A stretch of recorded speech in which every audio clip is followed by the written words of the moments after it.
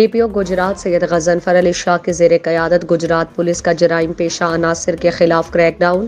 ضلع بھر میں کارروائیوں کے دوران 11 ملزمان گرفتار، 3 کلو گرام سے زائد چرس، 50 بوتل شراب، 5 عدد پسٹل، 2 عدد موٹر سائیکل برآمد۔ ڈی پی او گجرات سید غضنفر علی شاہ کی زیر قیادت گجرات پولیس کے اسلحہ برداروں، منشیات فروشوں اور مجرم اشتہاریوں کے خلاف کارروائیاں جاری۔ تھانہ اے ڈویژن پولیس نے کارروائی میں شراب سپلائر جاوید سکنا تنبل چوک کو گرفتار کر کے اس کے قبضے سے 50 بوتل شراب برآمد کر لی۔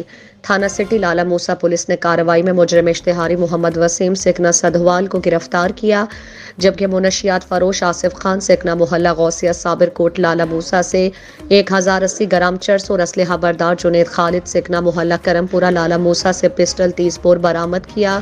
تھانہ صدر گجرات نے ملزم محمد عتیق سکنا گورالی سے پسٹل 30 بور برآمد کیا، جبکہ تھانہ گلیانہ پولیس نے منشیات فروش وحید یونس سکنا گلیانہ سے 1020 گرام چرس برآمد کر لی۔